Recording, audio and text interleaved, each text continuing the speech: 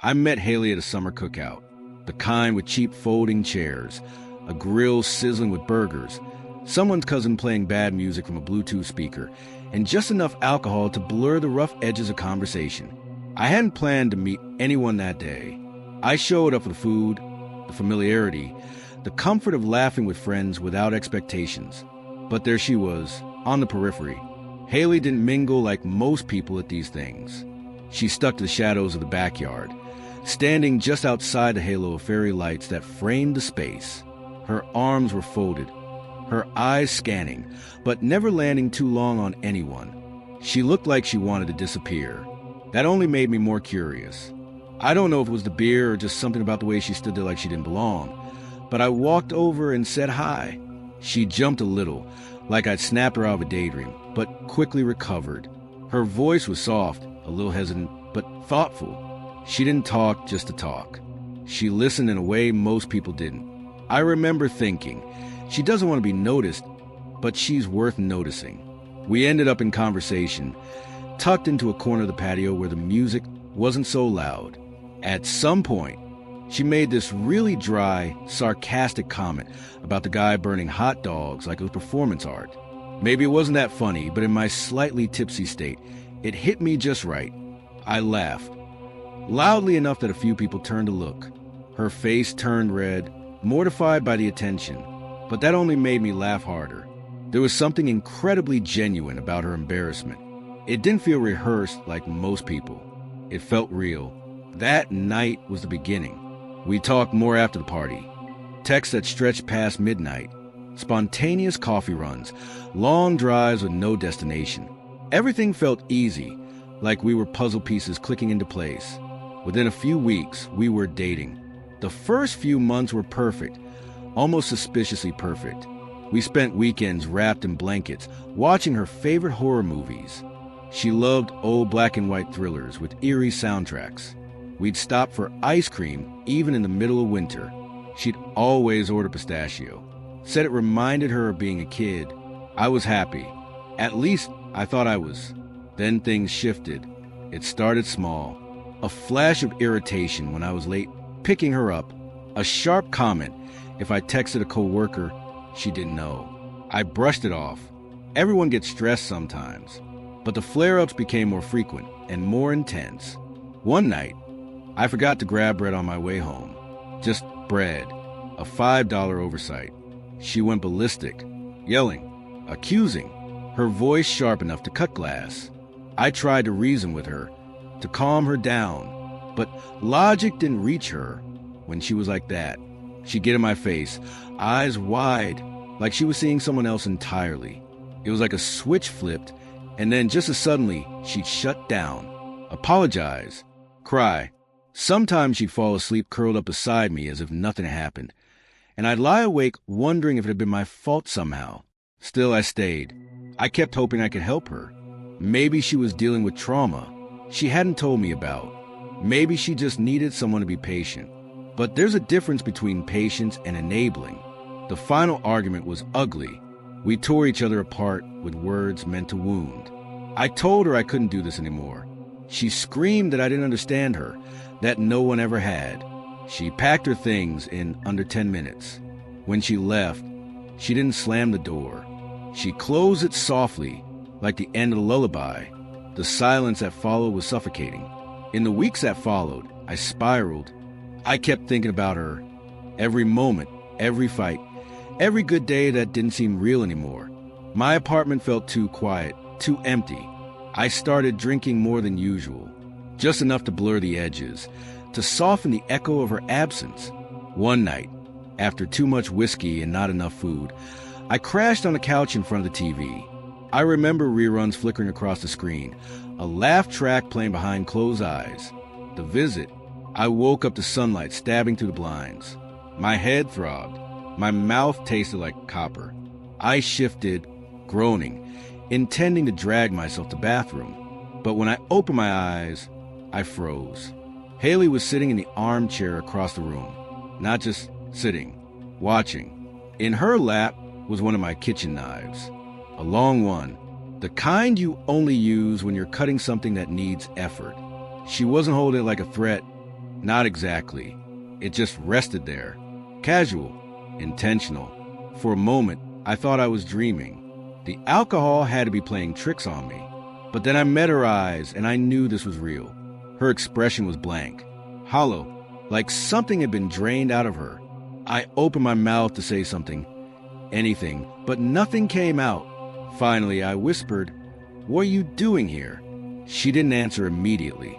Just stared. Her fingers clenched a little tighter around the handle of the knife, then loosened again. When she spoke, her voice was calm, eerily so. "I've been sitting here all night," she said, "and I really thought about doing it." I couldn't breathe. She wasn't yelling. She wasn't crying. She was just saying it, like she was reading a grocery list. The knife reflected a line of sunlight, catching the edge of her dress. She stood slowly, placed the blade on the coffee table with a loud clack that made me flinch, then smoothed her clothes with both hands.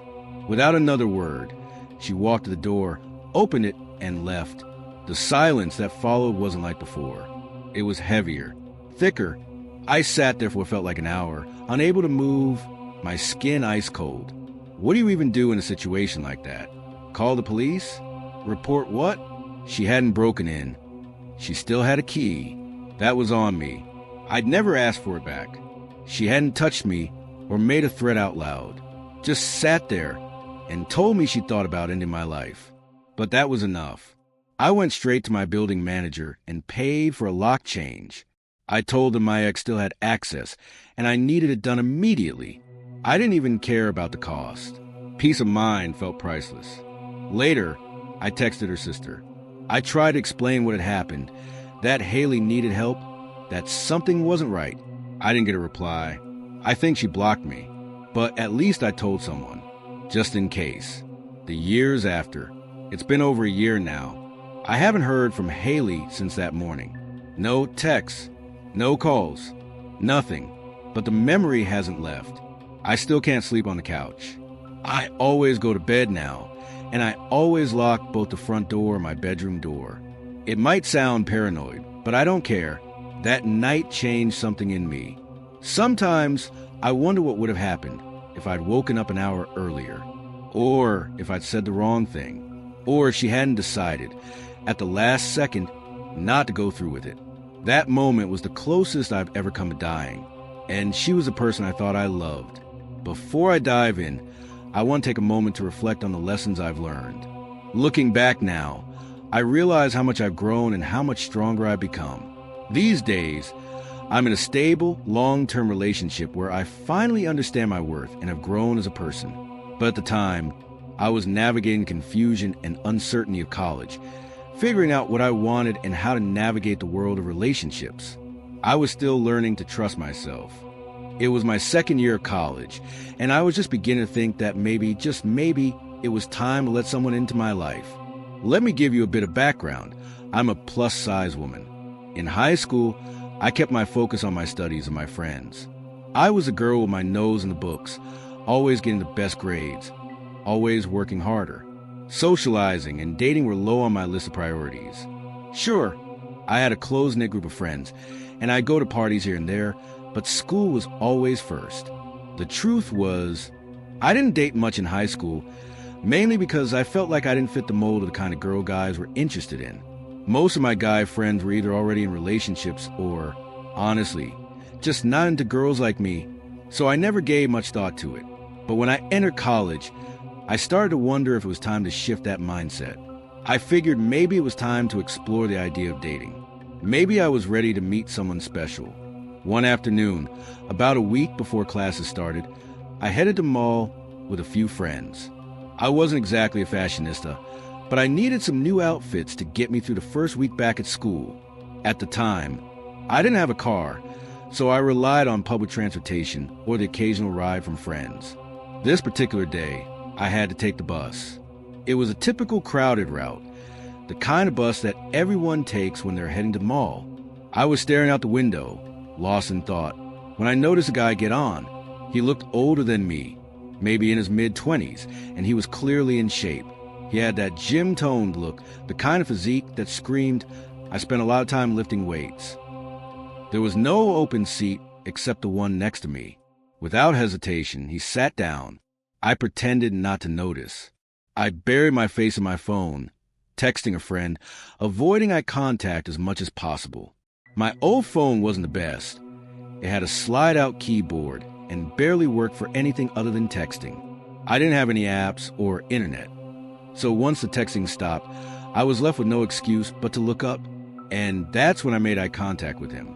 It was brief, but when our eyes met, he smiled warmly. He told me I looked beautiful. I wasn't sure how to respond. The compliment took me off guard. He mentioned how pale my skin was, how it contrasted with the color of my dress. It was oddly specific. And while part of me felt flattered, another part of me couldn't shake an uneasy feeling. I was cautious, so I smiled politely but didn't linger on the compliment. I wasn't sure about him yet. We began chatting, and though I was still on edge, I couldn't help but notice how easy the conversation flowed. His voice was smooth, confident, but I stayed guarded, careful not to give away too much about myself. When he asked my name, I gave him a fake one. I don't know why, but it felt safer that way. The last thing I wanted was for him to have any real information about me. When the bus ride ended, he asked for my number. I politely declined, telling him I wasn't comfortable sharing it. I brushed it off by saying maybe we'd run into each other again. That was that, or so I thought. I spent the rest of the day shopping and joking around with my friends, but my mind kept wandering back to the bus ride. His words stayed with me longer than I expected, lingering in the back of my mind, making me feel both flattered and uneasy at the same time. Later, when it was time for my mom to pick me up from a shopping center nearby, I needed to take the bus back to the station. I wasn't expecting anything strange, but when I boarded the bus for the second leg of my trip, there he was again, the same guy from earlier. This time, I couldn't help but feel a weird flutter in my chest when I saw him. A strange combination of curiosity and nervousness filled me. He sat down beside me again, and this time, I didn't try to hide my attention. We started talking more freely, and it felt less awkward than before. As we got closer to my stop, he asked for my number again. This time, I gave him my Facebook. It felt like a safer option, and I figured I could control it better than my personal phone number. There wasn't much on my profile, just some school projects and pictures of my cat. No personal info that could tie back to me in any significant way. He seemed pleased, but when he realized I'd used a fake name earlier, he actually laughed. He called me clever for being cautious, and I felt oddly reassured by that. It was like he respected my boundaries rather than pushing against them. That night, he messaged me on Facebook. We began chatting regularly. At first, I was hesitant, but as the weeks passed, I started to feel comfortable enough to give him my real number. We made plans to meet up in person. When the day came, I was a little nervous, but excited too. It felt like we had a good connection. We chose a busy coffee shop for our first date. It was public, with lots of people around, so I felt safe. We paid for ourselves, no expectations, no pressure. The date ended with us both agreeing we'd like to see each other again. I couldn't help but feel hopeful. He seemed like a genuinely nice guy, and we had a lot in common. But the next date didn't go as smoothly as the first. A week later, he suggested a movie night. He offered to pick me up, but I politely declined, insisting we meet at the theater instead. I wasn't ready for him to know where I lived. Honestly, I think that decision might have saved me. The theater was only a short drive from my house, so I felt it was a reasonable compromise.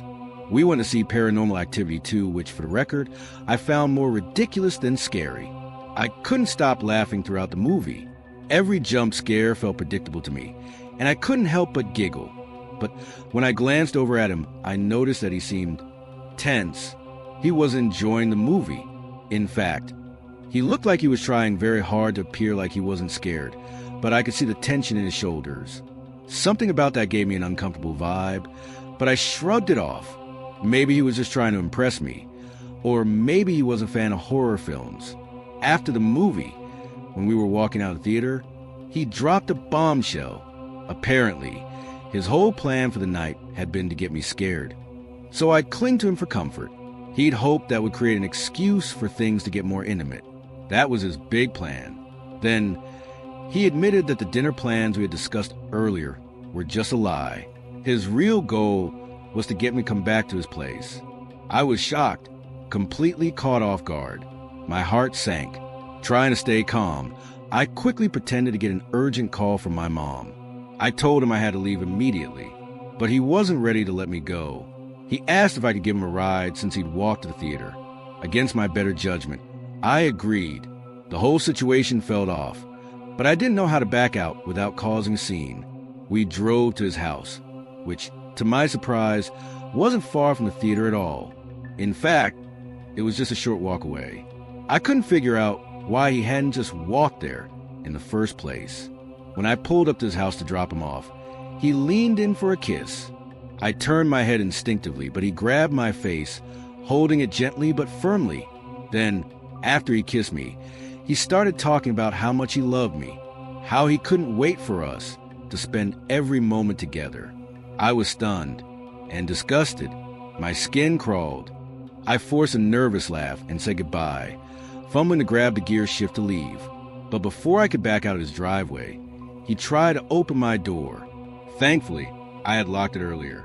My window was cracked just a little, and he tried to push it down with his fingers. When that didn't work, he leaned in and kissed the glass. That was the moment I knew I had to get out of there. My heart was pounding as I slammed the car into reverse and sped off. The drive home was a blur. My stomach was tight with nerves. I couldn't shake the feeling that I had narrowly escaped something much worse, the unsettling spiral. For days after that night, I couldn't shake the feeling of how creepy the entire situation had been. His behavior, once charming and sweet, had taken a drastic turn into something darker. It wasn't just a lingering feeling of discomfort. It was a constant, growing intensity of his messages. What started off as harmless, even flattering, text exchanges quickly spiraled into something that unsettled me to my core. At first, his messages seemed almost sweet, like he was genuinely hurt and confused. He asked what had gone wrong, why I was pulling away. But as the days went by, the tone shifted. His texts grew more obsessive and intense. It started with him declaring how much he loved me. He talked about how we were meant to be together, how he couldn't wait to marry me, and even started imagining our future children, saying they would be the most beautiful children ever. It was only a month into our brief and, frankly, superficial relationship. I wasn't even sure what I was supposed to feel, and yet there he was, planning a whole life with me. It was overwhelming and not at all what I had signed up for. I needed to talk to someone. So I confided in a close friend, showing her the flood of messages and explaining the situation. She listened carefully, and after a long pause, she pulled me into a hug. Her voice was full of empathy as she shared a similar experience she'd gone through. She told me something that finally made me feel a sense of clarity. She said, "If you're done, you don't owe him anything. Just because he made the first move doesn't mean you have to stick around." Hearing those words lifted a huge weight off my shoulders. For the first time, I realized that I wasn't responsible for his actions, and it wasn't my job to fix or manage his feelings. Right then, I made up my mind. I was going to end things. So I messaged him, telling him that it wasn't working out and that I felt it was best we part ways. The rest of the day, I focused on my classes, tried to tell myself that the hardest part was over. I should have known better. I couldn't have been more wrong. By the time I finished class, my phone was blowing up with messages from him. At first, they seemed almost sad and desperate. He wanted to know what went wrong, what he had done to scare me away. But when I didn't respond immediately, the tone changed. It shifted into something darker. He started sending long, incoherent texts, and then came the threats. The first was more passive. He said he couldn't live without me, that I was his soulmate. He was making it clear that he thought this was some kind of tragic love story, and I was the villain. But it didn't end there. The longer I ignored him, the more desperate and alarming the messages became. He began threatening to kill himself if I didn't take him back. He said he couldn't survive without me. It was like a switch had flipped. A man I barely knew was threatening his life, placing the burden of his well-being on me. By the time I reached my dorm room, there was a mountain of missed calls, texts, and voicemails, each one more frantic than the last. I couldn't take it anymore. I called him back, trying to stay calm. I explained that I didn't feel the same connection that he did, that I thought it was better to end things now rather than drag it out. I told him he needed help, that he couldn't keep relying on me to solve his problems. I tried to reassure him that ending his life wasn't the answer. That's when the real danger surfaced. His messages changed again. This time, they were full of anger and blame. He called me every name in the book, accusing me of leading him on. And worse, he said that his death would be my fault. The guilt trips were relentless. He began calling me nonstop, and I couldn't deal with it anymore. So I turned my phone off, hoping the silence would bring some peace. That night, I finally told my mom everything. I had been keeping it all inside because I didn't want her to worry. But now, it felt like I had no choice. She listened carefully, her expression darkening as I told her about the threats. She didn't judge me for keeping it to myself for so long. Instead, she focused on supporting me. Her experience in criminal law exposed her some pretty disturbing cases. And as she listened to the details, she became understandably concerned. She gave me some valuable advice. If this escalates any further, we may need to get the authorities involved. I took her advice to heart. I sent him one final message. I told him that his choices and actions were his responsibility, that I couldn't control how he reacted. I made it clear that I was done and would not tolerate his threats or manipulation. I told him that if he didn't stop, I would have no choice but to involve the police. Unfortunately, that only seemed to make things worse. His messages continued to pour in. They went from threats of self-harm to direct threats against me and my family. He said he would find me, hurt me, and then take his own life. The more I ignored him, the worse it became. I felt completely trapped. I panicked. I removed him from Facebook and told all my friends to keep my personal details private. I took steps to protect myself, but a deep sense of fear settled in. He didn't know my exact address, but he knew the area I lived in, and we frequently went to plaza near his house. I couldn't shake the feeling that he might show up there one day and follow me home. And then it hit me. The worst part was that he only lived 5 minutes away. The proximity made it all the more unsettling.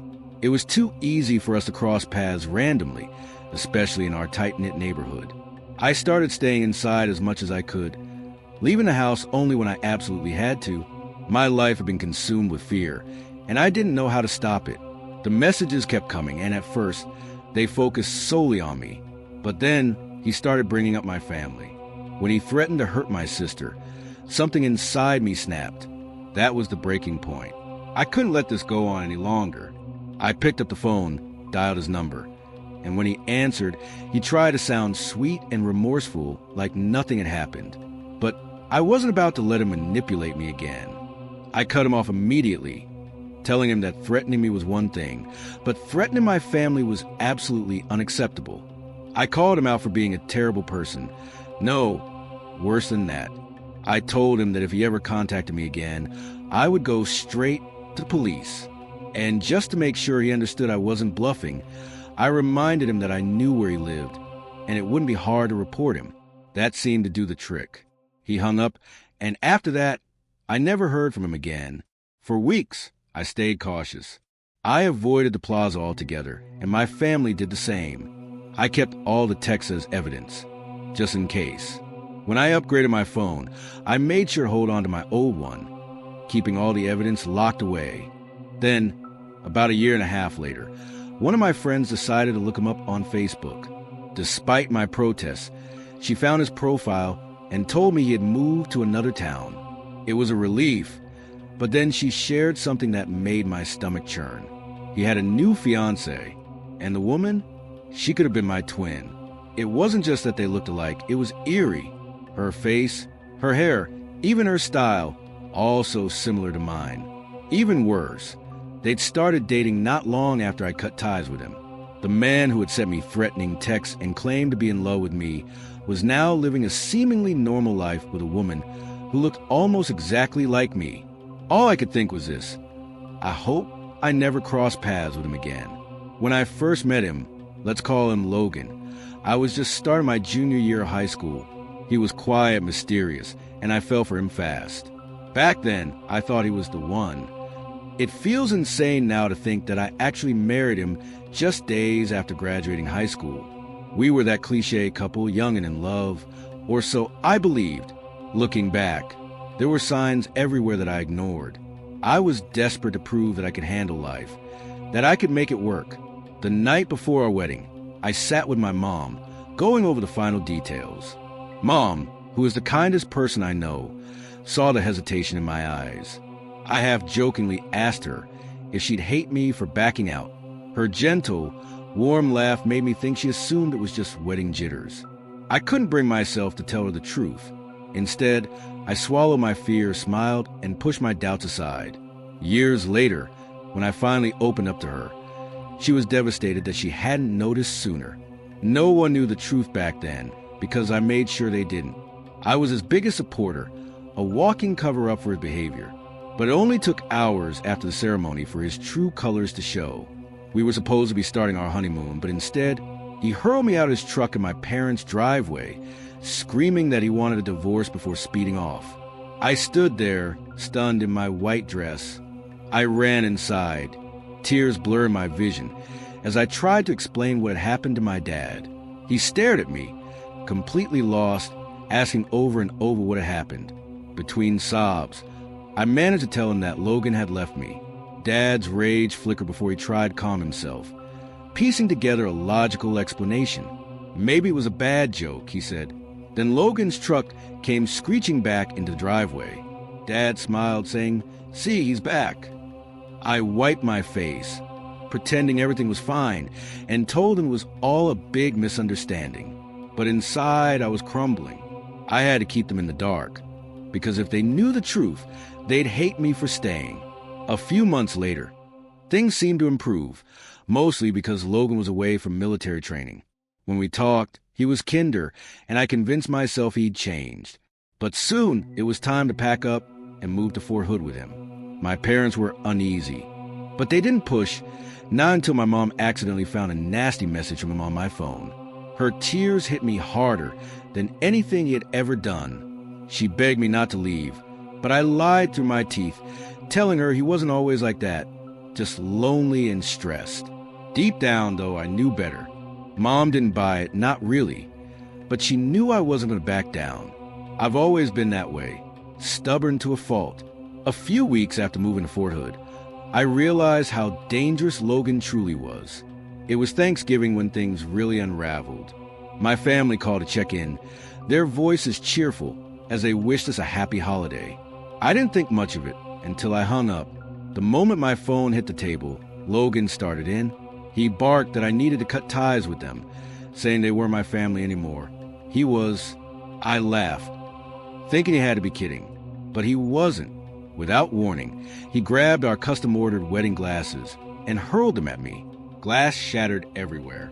I froze, stunned, but instinct took over. I grabbed a broom and began sweeping up the mess, hoping to de-escalate the situation. But Logan wasn't finished. He picked up picture frames and threw those too. The shattering glass on the floor felt like a cruel mirror of what was happening inside me. Any love I had for him was obliterated in that moment. He wasn't my partner anymore. He was just a cruel man I was trapped with. The next few weeks blurred into depression. He seemed to thrive on my misery, finding new ways to break me down every chance he got. He'd bait me, push me, just to watch my reaction. 2 months later, it all boiled over again. He exploded one night because the washer and dryer delivery was delayed. He stomped around muttering about conspiracies and incompetence. His paranoia was off the charts, accusing the company of targeting him because he was in the military. He demanded I call him to fix it, grabbing me by the arm and forcing me onto the couch, standing over me with venom in his eyes.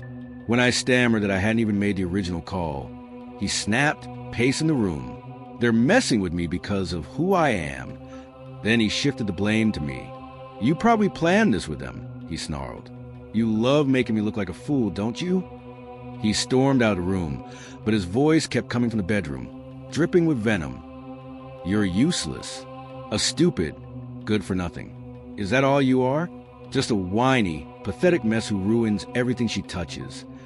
His words hit like punches, each one harder than the last.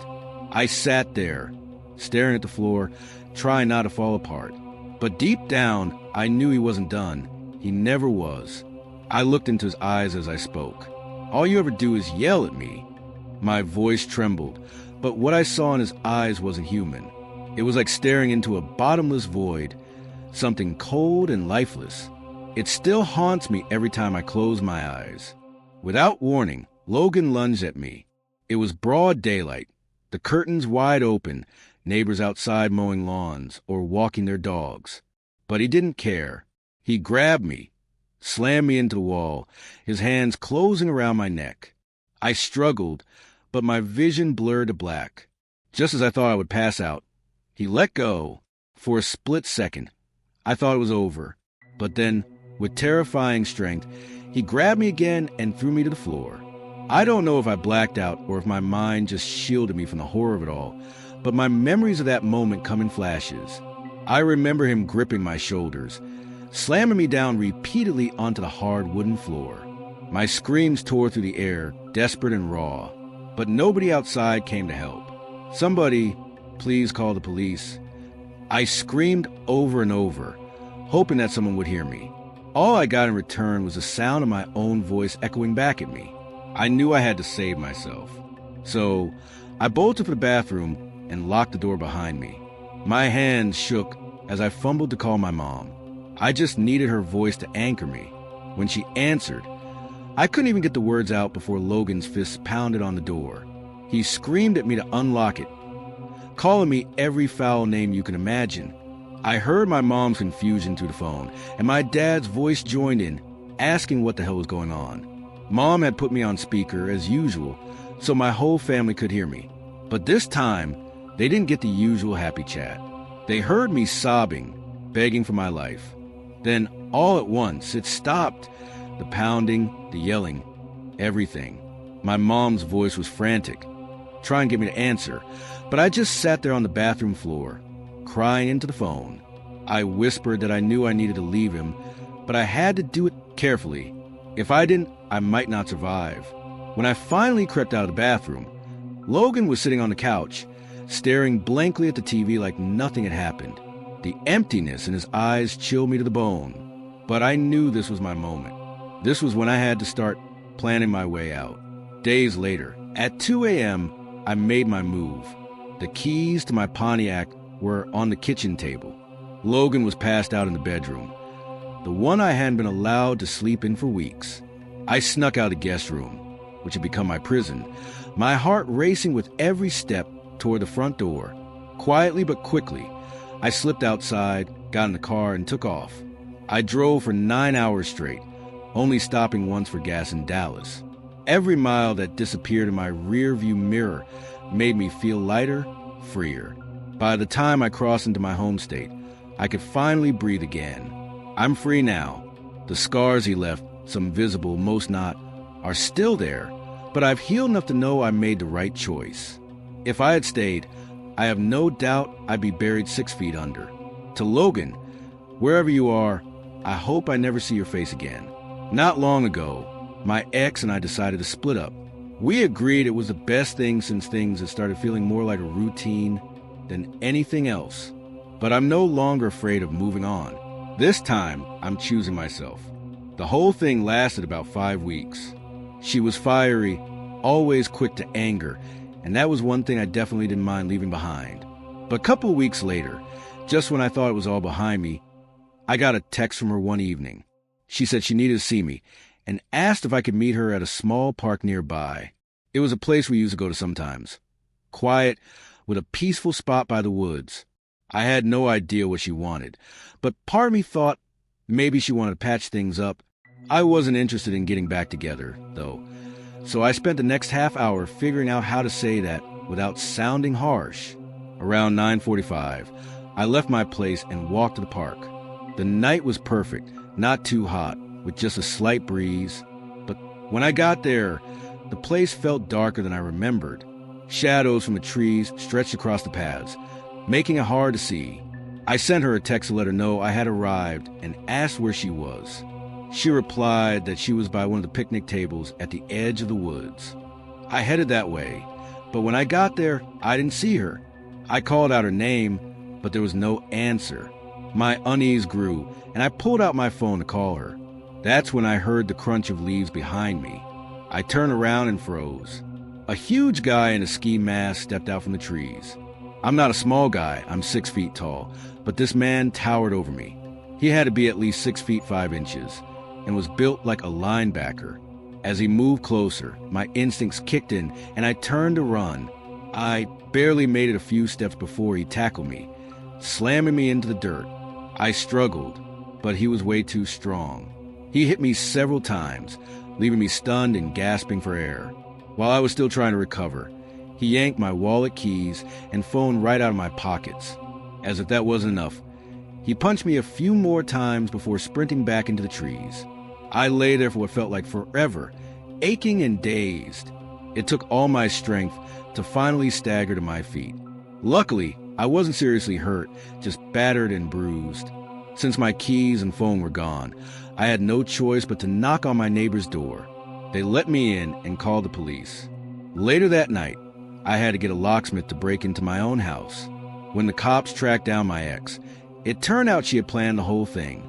She had used me as bait to set up the robbery with that guy. Both of them were arrested, but my stuff was gone for good. Replacing everything was a headache, but what stayed with me most was a realization of how much worse it could have been. I never thought reconnecting with an old high school crush would turn into such a mess. But here I am, wishing I had trusted my instincts from the start. If anyone invents a time machine, let me know. I'll pay you in cash. No questions asked. Sorry, that's just my nervous humor kicking in. A couple of months ago, I was scrolling through Facebook when I saw a face I hadn't seen in years. His name was Nate. Back in high school, he was my boyfriend during sophomore and junior years. We were young and clueless, and when we broke up, it felt like the end of the world. But life went on, and we both moved forward. I sent him a friend request, and he accepted almost right away. He even said he'd been thinking about me recently, which was kind of sweet. I joked about Facebook reading his mind, and we started catching up, swapping stories about how our lives had changed. It turned out we were in similar places, both single, no kids, just working on our careers. We met up for coffee twice, chatting about random things. It felt good having Nate back in my life, even just as a friend. Before we dated, he'd been a solid friend, and we'd always had a good time together. I started to enjoy having him around again, like a piece of the past that didn't feel so distant anymore. Then Shauna appeared out of nowhere. She sent me a friend request. When I clicked on her profile, I noticed a bunch of photos of her and Nate with hearts and sappy captions. That threw me off because Nate had made it clear he wasn't seeing anyone. So I asked him about her. He said she was an ex from about 2 years ago, and they hadn't been in touch much since. That made it even stranger, given her profile seemed to show otherwise. I shrugged it off, figuring it wasn't worth stressing over. I accepted her request anyway, thinking it might be fun to tease Nate about his embarrassing secrets if she spilled any. It was all meant to be lighthearted. At least that's what I told myself. That turned out to be a huge mistake.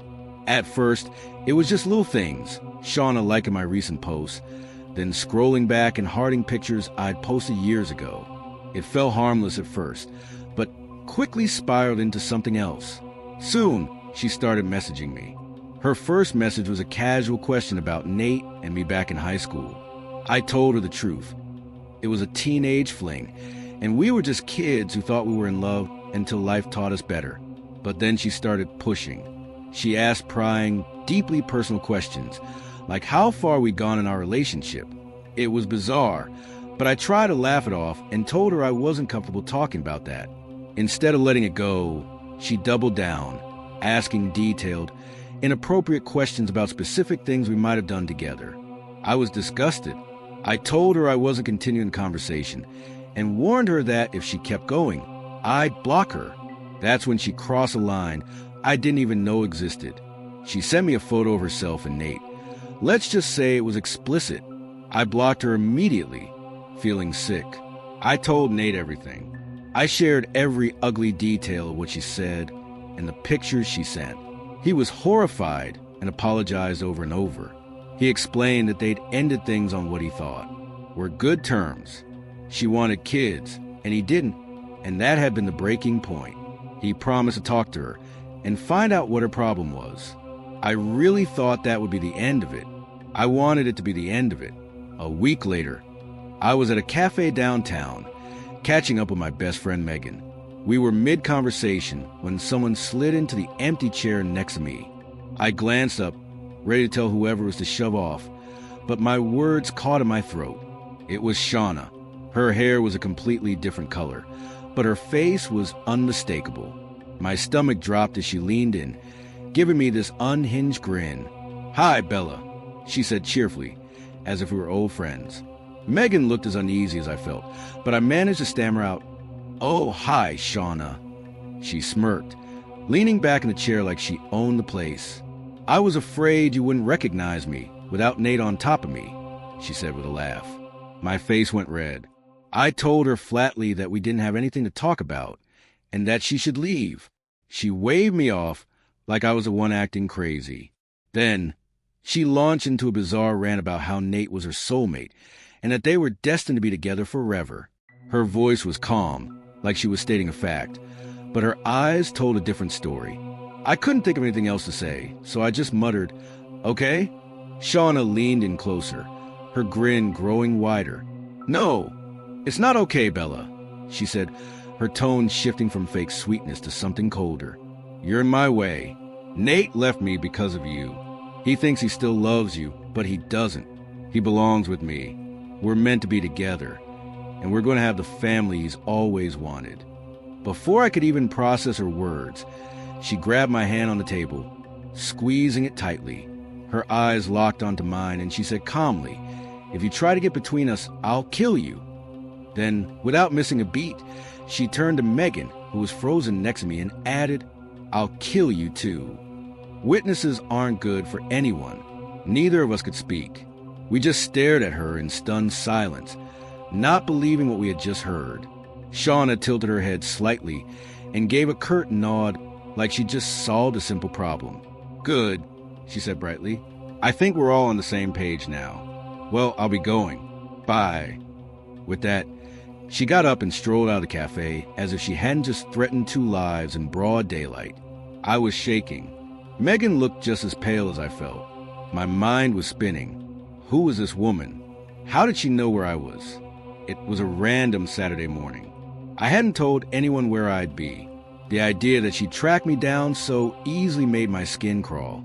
My hands trembled as I pulled out my phone and messaged Nate. I told him everything. How Shauna had just shown up, how she threatened me and Megan, and how I thought it would be safer if we just stayed away from each other for now. He was horrified and apologized over and over, but there wasn't much he could do. He promised he'd handle it and look into filing for a restraining order. He also said he didn't understand why she thought he still loved me. He didn't. There was no way he'd go back to her, and he swore he'd make that clear.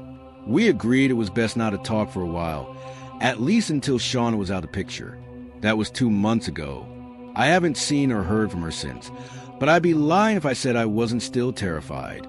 Every time I hear a knock at the door or see a notification on Facebook, my stomach knots up. The fear hasn't left me. Not really. Shauna was obsessed with Nate, with this fantasy of life they were never going to have, and somehow my existence was a thing standing in her way. If I've learned anything from all this, it's that some things are better left in the past. Sometimes digging up old memories doesn't just bring nostalgia, it brings nightmares.